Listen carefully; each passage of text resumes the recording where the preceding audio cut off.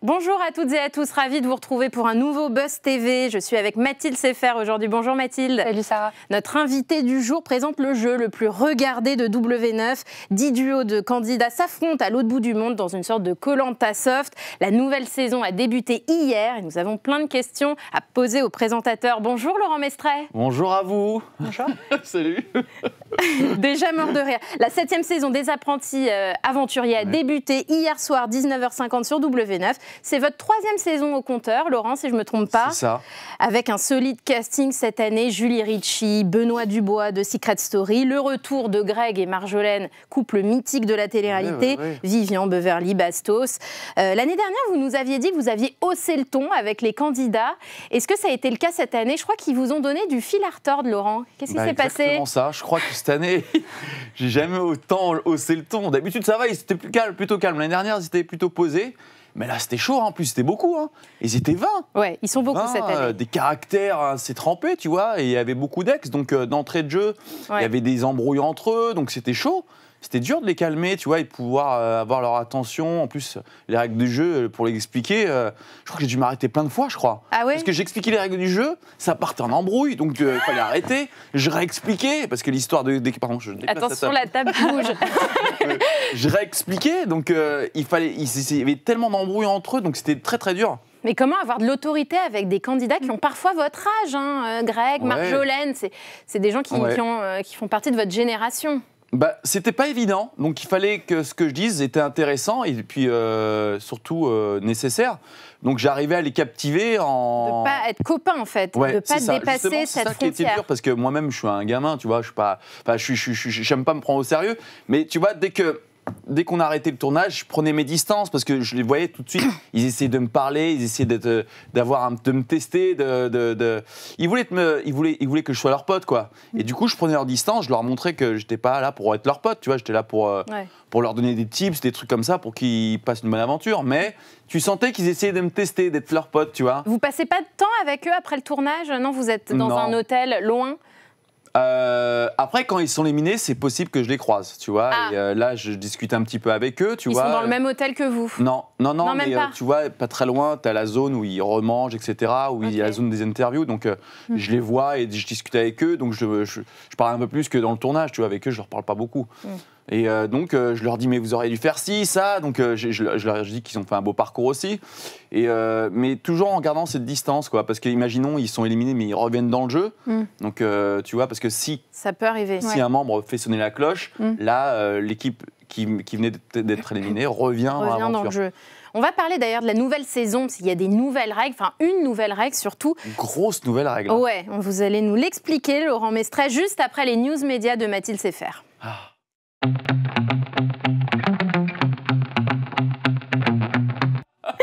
Ouais, bon jeu de mots. On commence ces infos médias, Mathilde, avec l'absence des personnalités emblématiques aux Enfoirés cette année. Alors oui, le show organisé au profit des Restos du Cœur a été capté ce week-end à Bordeaux pour une diffusion en mars sur TF1. Et plus de 50 artistes ont répondu présents pour cette édition 2024, avec entre autres Julien Clerc, Zazie ou encore Cadmerade. Chaim Mpolora ou Danny Boone font leur retour. Des petits nouveaux font aussi leur arrivée dans la troupe comme Santa, Gaëtan Roussel ou encore Claudia Talbot. Mais malgré tous ces noms, des figures incontournables des Enfoirés manquent à l'appel. Mimi Mati est absente pour empêchement personnel, Laurie Pester pour cause de couac dans l'agenda, et les téléspectateurs ne verront pas non plus Christophe Maé, Amir Amelbent ou encore Pascal Obispo. Alors Laurent, on ne vous y verra pas non plus dans les Enfoirés, on vous y a jamais vu. Pourtant, je suis un bel enfoiré. Hein. Comme on dit dans le jargon. On vous voit souvent quand même participer à des jeux télé comme Fort Boyard. Alors, sauf que Fort Boyard, on vous a pas vu depuis 2021. Ouais, ça fait Pourquoi? un moment. Bah, je sais pas, je crois que j'ai fait le tour. J'ai fait 6 fois quand même Fort Boyard. Ouais. Mais j'ai l'impression qu'ils me boycottent. Hein. Peut-être parce que je suis un enfoiré. Hein. Mais c'est à cause des histoires de triche dans Koh-Lanta. C'est la même production, il faut le rappeler. Je sais pas, il y a eu je sais pas combien de candidats. Il y a eu Claude est revenu, Claude est revenu, Théoura est revenu. Il y a eu Moussa, il y a eu plein de candidats. Mais moi, ça y est, je crois, ça y est, ils veulent plus de moi. Vous êtes boycotté? Je crois que j'étais trop bon dans les épreuves, je crois. C'est ça le truc. Ils veulent pas que je rafle perforas, ils veulent pas que je rafle trop d'argent. Non, mais sans rien, vous êtes encore en froid avec la production de Koh-Lanta depuis la triche? Non, jamais? Déjà, moi, j'ai pas triché. Déjà, ça, c'est important de le préciser. Bon, allez, on le répète. Je le répète encore une fois, j'ai pas triché. Et en plus, non, c'est que... Non, j'ai jamais été en froid avec eux. Non, pas du tout. Bon. Non. Et on vous en parle encore d'ailleurs de ce Koh-Lanta All-Star qui a marqué les esprits. Hein, ouais, bah justement, c'est bien de marquer les esprits. Ouais, on m'en parle, mais bon, après, c'est toujours marrant. Mais à chaque fois que je fais... On m'en parle, surtout les médias, les journalistes. Mais comme nous. J'en rigole toujours, hein.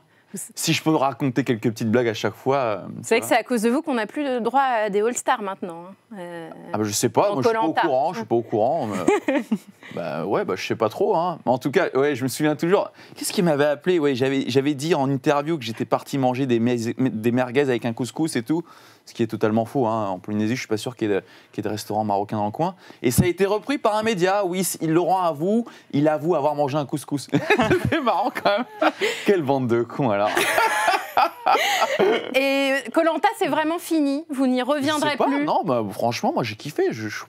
À l'heure actuelle, à chaque fois on me dit oui, est-ce que si on te proposait, tu dirais non? En vrai, je sais pas. Hein. C'est difficile de savoir. Mais bon, j'ai fait le tour. Hein. Koh-Lanta, j'ai vraiment tout fait. 4 participations. 3 fois. Ah non, 3 fois. 3 fois, 3 finales, une victoire. Ça va, on est là. Hein. mais en vrai, tu vois, j'ai vraiment fait le tour. J'ai tout fait, je crois. Hein. Ambassadeur, gagner les poteaux, etc. Ouais. Mais je sais pas, en vrai, tu sais, c'est l'histoire. Collier. Oui. Collier dans le slip, petite danse sur les poteaux, j'ai tout fait. Mais en vrai, tu vois, c'est vraiment pour l'aventure, tu vois, pour la rencontre des gens que je le ferais. Pas pour, tu vois, pour me redonner un petit coup de boost. Ouais, j'ai déjà gagné une fois. Après, à chaque fois que je le faisais, je m'éclatais, je prenais beaucoup de plaisir. Et donc, ouais, ce serait vraiment pour l'aventure. J'adore ça. Mathilde, on poursuit ces infomédias avec le soutien apporté aux agriculteurs. C'est CNews qui en a fait. Oui, tout à fait. Hier. La chaîne d'information du groupe de Vincent Bolloré a pris une décision, celle de soutenir ouvertement les agriculteurs qui manifestent dans toute la France. CNews a donc décidé d'afficher à l'écran son logo à l'envers parce qu'ils sont, je cite, le cœur battant de notre souveraineté alimentaire, les piliers de notre patrimoine français qui labourent nos champs et que la sueur de leur front se transforme en larmes de sang, a déclaré Laurence Ferrari lors de son édito dans l'émission Punchline hier soir. Et donc cette action symbolique fait référence en fait au panneau d'entrée de ville retourné par les manifestants qui affirment, je cite, que l'on marche sur la tête. Et on termine avec le chiffre du jour. Ça vous concerne d'ailleurs, Laurent Mestret. Oui, totalement. 426 000. Oui, ça vous concerne particulièrement, Laurent. Oui. C'est le nombre... C'est pas vos conquêtes, hein, je vous rassure. Oh non, on est bien au-dessus. Donc, du coup, oui, c'est le nombre de téléspectateurs qui étaient devant la première de la nouvelle saison des Apprentis Aventuriers diffusée hier sur W9. Le programme de survie était en grande forme pour son retour, étant donné qu'il est en légère progression. Est-ce que ça vous étonne? Alors qu'il faut savoir qu'il était déjà, il était possible de le visualiser, de le voir. En avance sur Sisplay. C'est vrai. Donc, et ça n'a pas été pris en compte. Donc vous êtes satisfait, si je comprends bien. Je suis satisfait. Ouais. Non, franchement, pour le coup, cette année, même les autres années, c'était top. Mais celle-ci, c'est trop. C'est carrément trop. Comment ça, c'est trop? Il se passe trop de choses. Ah bon? Non, il se passe trop de choses. Ouais. Et puis les candidats, ils ont fait le taf, quoi. Bon dans les épreuves, des stratégies de malades. Tu vois, il se passe trop de choses. Et puis cette nouvelle règle, ça les chamboule complètement. Ouais. On va en parler justement. Excellente transition. Merci pour la transition. On va en parler. Merci pour la transition. On passe tout de suite à l'interview du Buzz TV.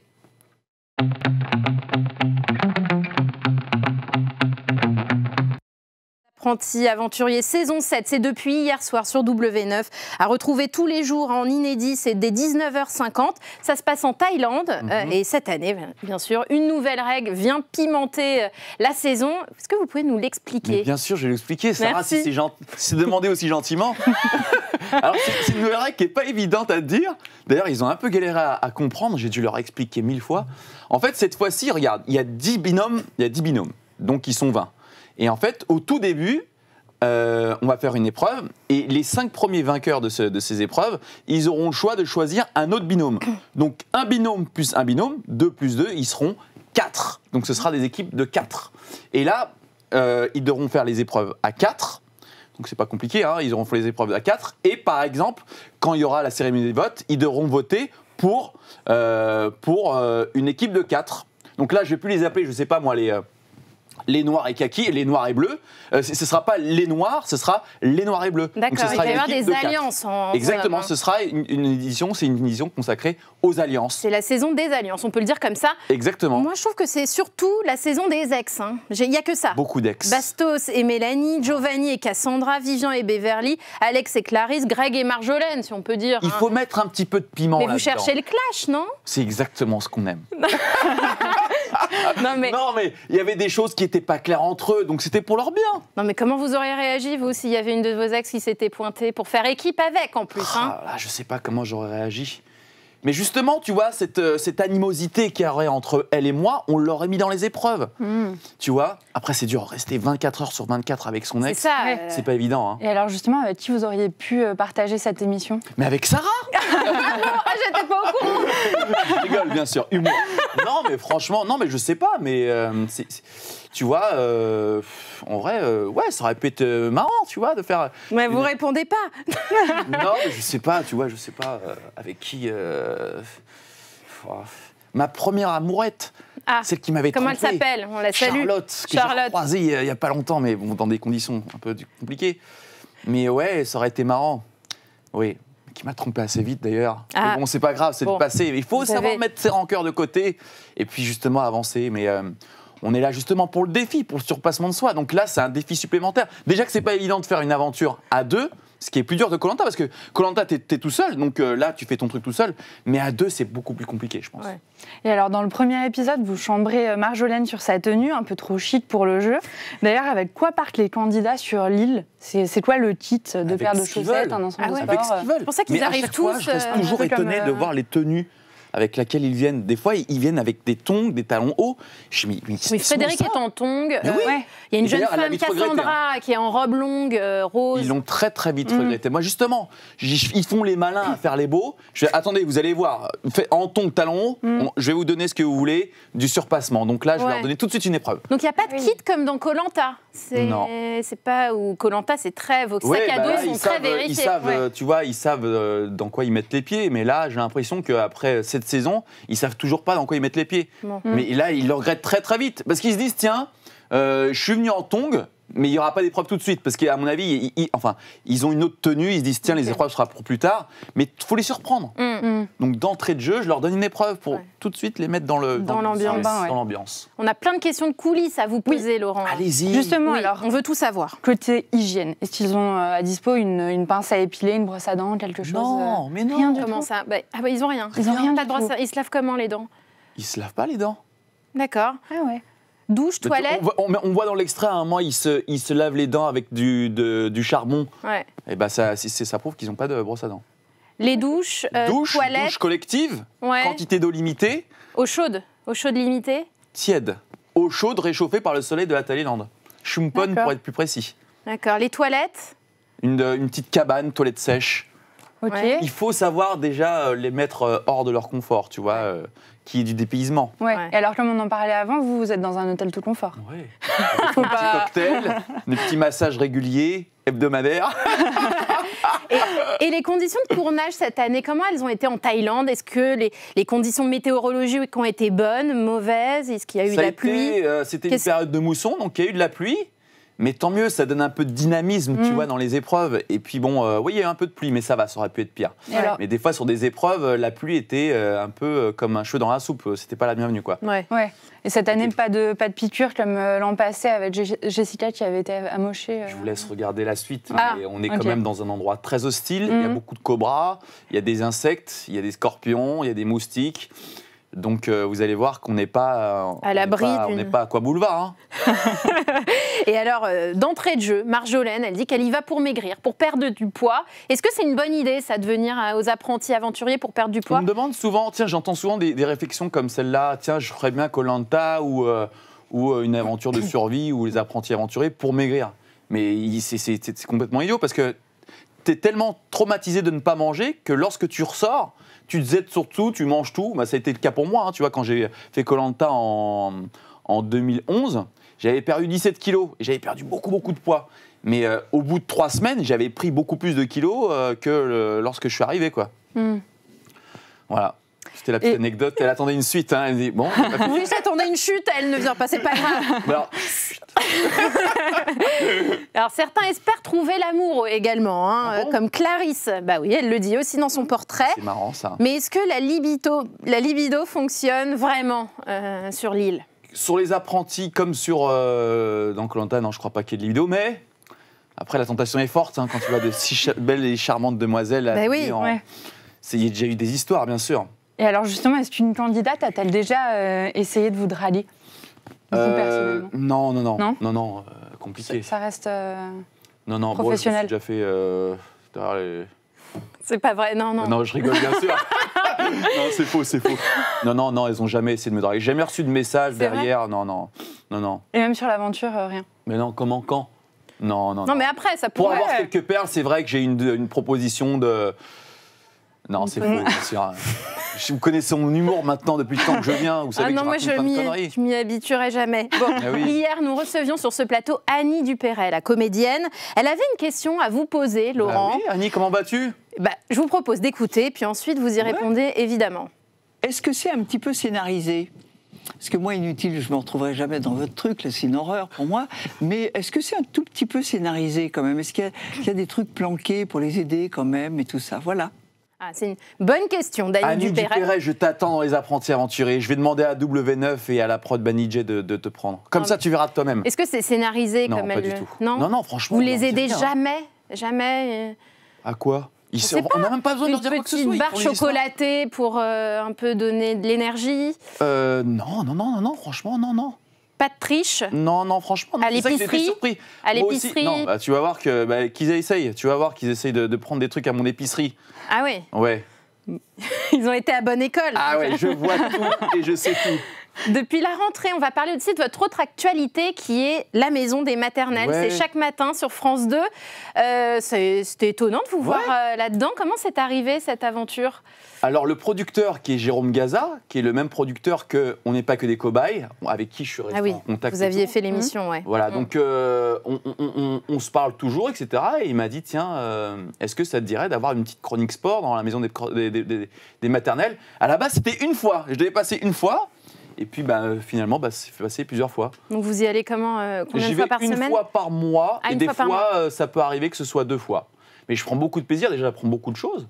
Et puis, je suis avec Agathe, que je connais, qui était Le Caron. qui était avec moi, qui était animatrice Agathe Le Caron, qui était animatrice de On n'est pas que des cobayes. Donc, qui est hyper marrante, avec qui je m'éclate. Et puis, franchement, c'est vraiment, tu peux rigoler, tu peux raconter des blagues. Donc, j'ai ma petite chronique sport. Après, c'est un peu frustrant parce que moi, j'aime bien faire des séances bien dynamiques, bien vénères. Et là, il faut y aller un peu plus tranquille parce que c'est des mamans qui sont enceintes ou qui viennent d'accoucher, donc c'est un peu plus cool. Mais justement, j'apprends beaucoup de choses et puis j'adore avoir cette petite chronique sport. Oui, Sarah, tu viens de faire tomber ton stylo. Le coup du stylo, hein. Attends, vas-y. Le coup du stylo. Mais alors, je ne connaissais pas celui-là. Vas-y, tranquille, tu peux récupérer. Justement, J'en ai plein. Cette émission parle aux parents que vous tenez dans la vie. Vous êtes passer papa. Concentrez-vous, Laurent. Allez, un peu de concentration. Oui. Donc vous êtes papa d'un ado prénommé Liam. Quel père êtes-vous? Est-ce que vous êtes attentif aux conseils de l'école de maternelle? Je suis le genre de papa à mettre des coups de ceinture, des coups de martinet tous les jours quand il n'a pas fait ses devoirs. Mais non, je suis sûre que vous êtes papa poule. Non, papa poule, non. Peut-être pas. Enfin, tu vois, je suis le genre de papa qui n'aime pas gronder pour rien, qui frappe pas, tu vois. Mais je suis pas dur, tu vois. Je suis pas dur, mais je l'ai été quand même un peu. Tu vois, quand il y a des trucs qui me déçoivent, où il essaye de me tester, tu vois. Je sais, tu vois, être percutant. Mais je suis le genre de papa qui lui apprend les choses qui sont hyper importantes pour moi, à savoir le respect, être poli, tu vois. Liam qui est très respectueux envers tout le monde, très malin. Donc vraiment, tu vois, ce genre de papa, être juste, c'est pour moi d'être juste, c'est hyper important. Et de vraiment de montrer ce qui est les valeurs des choses. Et il peut le voir à travers les émissions, tu vois. J'ai jamais été quelqu'un de déplacé ou de vulgaire à la télé, tu vois. Il vous regarde à la télé? Ouais, bah depuis toujours. Il est né en 2011 et j'ai fait Koh-Lanta en 2011. Donc, pendant votre premier Koh-Lanta, il est né. Donc à travers mes émissions, tu vois, j'ai toujours montré les valeurs des gens, les choses, tu vois, savoir respecter les gens, se surpasser, etc., avoir de l'humour, prendre les choses de manière positive. Et à travers les émissions, c'était une éducation aussi, quoi. Et vous l'emmenez sur des tournages? Je l'ai emmené de partout, toujours emmené partout. On l'a vu dans On n'est pas que des cobayes, non, mais je l'ai emmené dans des défis, c'était top. Je l'ai emmené, tu sais, à la Villette, je l'ai emmené aussi, on l'a vu d'ailleurs à la finale de Danse avec les stars, même pas que dans la finale, hein, on le voyait dans les épisodes. On le voyait également dans la finale de Koh-Lanta en 2014. Ouais. On le voit souvent, mais c'est bizarre parce qu'on le voit, mais pas régulièrement, tu vois. Oui. Là, vous le montrez de plus en plus, j'ai remarqué. Parce que là, je partage sur les réseaux sociaux de choses avec lui. Tu vois, des puzzles, je partage avec lui des puzzles. Tu vois, en fait, moi, je suis encore un grand enfant, tu vois, je suis un fan de manga, de jeux vidéo. Je lui fais faire des jeux, il n'y a pas longtemps, on le voit en train de faire des jeux de calcul, parce que j'adore faire ça. On se défie, lui et moi. Au début, c'est moi qui gagnais haut la main. Maintenant, il me fume. Hein. Il n'y a pas longtemps, je lui ai fait faire un concours de calcul mathématique, et il m'a battu, ce bâtard. Ouais. C'est un peu bizarre de dire ça, ce bâtard, mais... C'est pas gentil, non. Non, mais franchement, il est bon. Et je suis fier de lui, de ce qu'il fait. Et bon, j'aimerais qu'il soit un peu plus fort à l'école, tu vois. Mais après, ça, c'est le côté un peu perfectionniste. Mais je suis un père, tu vois. Je l'emmène au ping-pong, je l'emmène partout. Et je suis un peu le père relou parce que j'aimerais qu'il progresse. Vite, tu vois, qu'il soit bon, meilleur, tu vois. Vous l'avez en garde partagée, c'est sa maman qui l'a, mais je l'ai quand je veux, voilà. D'accord, ok. Donc voilà. Et alors justement, qu'est-ce qu'il voudrait faire plus tard? S'il décide de suivre vos pas en faisant Koh-Lanta ou une autre émission de télé-réalité comme ça, vous l'encourageriez? Ça dépend quoi. Après, moi, je l'encouragerais dans les bonnes expériences, tu vois. Il faut que les expériences qu'il fasse, faire de la télé, ça lui apporte quelque chose. Moi, Koh-Lanta, ça m'a appris énormément de choses. Ouais. Tu vois, j'ai grandi grâce à ces choses-là. Tu vois, de faire une émission de télé pour juste passer à la télé, ça, je dis non. Faut qu'il sache pourquoi il le fait, tu vois. Mais je veux absolument pas qu'il fasse des choses pour être connu, tu vois. Moi, je veux qu'il fasse des choses pour qu'il grandisse. Ça, c'est important. Mais il est attiré par ça, par Koh-Lanta, il regarde et... Il regarde, ouais. Des fois, il n'y a pas longtemps, il m'a rappelé que j'avais fait le meilleur pâtissier, que j'avais été éliminé en premier, donc... il me rappelle des choses. Non, il est cool, franchement, c'est un bon petit. Et alors, justement, Koh-Lanta va bientôt reprendre. Est-ce que vous allez regarder? Bah ouais, je pense que je vais regarder quelques épisodes. Après, ça dépendra si je suis là ou pas, où je regarde. Mais ça dépendra, je vais voir peut-être. Mais je regarde beaucoup Survivor aussi, la version américaine. Ah oui, vous êtes plus version américaine. C'est dur de passer de l'un à l'autre parce que Survivor, c'est quand même c'est un autre niveau. C'est les gens prennent beaucoup de plaisir à jouer, donc ils bluffent, ils prennent des risques, etc. Vous trouvez qu'il y en a moins aujourd'hui, on prend moins de risques aujourd'hui dans Koh-Lanta? Vous êtes déçus? Ce que j'ai remarqué, c'est que les gens maintenant, après je le comprends parce que je le vois, hein. Déjà tu as les journalistes qui te sautent dessus, tu vois, qui essaient de déformer, d'essayer d'en rajouter. Non, on veut juste savoir ce qui se passe en coulisses. Oui, mais sans savoir si c'est vrai ou faux, tu vois. Donc il y a ça, tu as en plus les insultes des gens, les gens t'insultent. Moi j'ai pu le voir dans des saisons où il y avait un candidat qui avait un restaurant à Lyon et les gens allaient sur son TripAdvisor de restaurant pour l'insulter, tu vois. Les gens, je trouve ils n'ont pas assez d'ouverture d'esprit, tu vois, ils devraient être plus ouverts sur le jeu, ça reste un jeu. Les gens, tu les envoies pas en prison ou quoi que ce soit, tu vois. Donc il faut avoir plus de recul sur le jeu, tu vois, dès que tu es un peu stratège ou que tu fais un peu de jeu, les gens t'insultent et je trouve que c'est dommage. Et forcément, il y a de la répercussion sur les candidats. Les candidats n'osent plus. Mais en revanche, tu vois, le dernier vainqueur qui est Frédéric, qui a gagné la dernière saison, c'était le candidat parfait. Il prenait des risques, il bluffait et il l'assumait complètement. Et j'ai beaucoup aimé le dernier vainqueur de la dernière saison. J'espère que ça montrera la bonne voie aux candidats des prochaines saisons. Et on verra dans quelques semaines. On vous garde quelques instants, Laurent, pour notre dernière rubrique au suivant.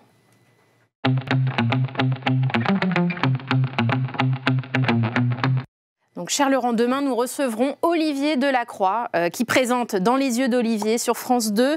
Est-ce que, avant de poser une question à Olivier Delacroix, moi, je me demandais si vous aviez d'autres projets dans le groupe M6 ?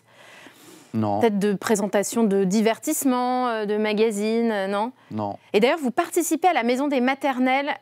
C'est pas incompatible avec votre contrat sur W9 ? Ah, question pertinente. Non, non, c'est pas du tout le même genre de choses. Là, je présente une émission d'aventure et là, j'ai une chronique sport dans une émission... Vous n'avez pas de contrat d'exclus avec M6, en somme ? Si, en fait, je ne peux pas présenter une émission d'aventure sur une autre chaîne. D'accord. Là, on n'est pas du tout dans le même contexte, tu vois. Je pourrais avoir une chronique avec toi. Je pense que ça se... Ah bah avec plaisir, Ici. quand vous voulez. Non, moi je suis très nul pour ça, tu sais très bien, Sarah. Être sur une table, il faut qu'il... Tu vois, on pourrait faire un petit ping-pong, oui. Mais là, tu vas poser des questions, tu vois, pour avoir du buzz. C'est pas trop mon délire. Ouais. Moi, j'aime me mettre sur le terrain, tu vois. Bon, c'est à vous de poser une question à Olivier Delacroix, à Laurent Mestret. C'est à vous. Bonjour à toi, Olivier Delacroix. Nous avons fait une aventure commune où on devait se mettre tout nu. Hein. Pour le rappel, on a fait ensemble, enfin pas ensemble, mais on a fait la même émission qui est Star à nu, qui est une émission pour le cancer.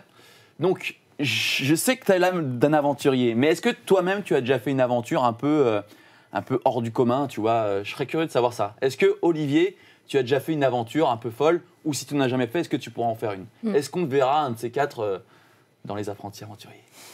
C'est une bonne question. On lui posera dès demain. Merci Laurent Mestret d'être venu nous voir. Je rappelle votre actualité tous les soirs sur W9, Les Apprentis Aventuriers. C'est à 19h50 en inédit. Et une heure avant, c'est la rediffusion de l'épisode précédent. Et quant à nous, Mathilde, on se retrouve demain avec donc Olivier Delacroix. Très bonne soirée et à demain. Avec Olivier Delacroix.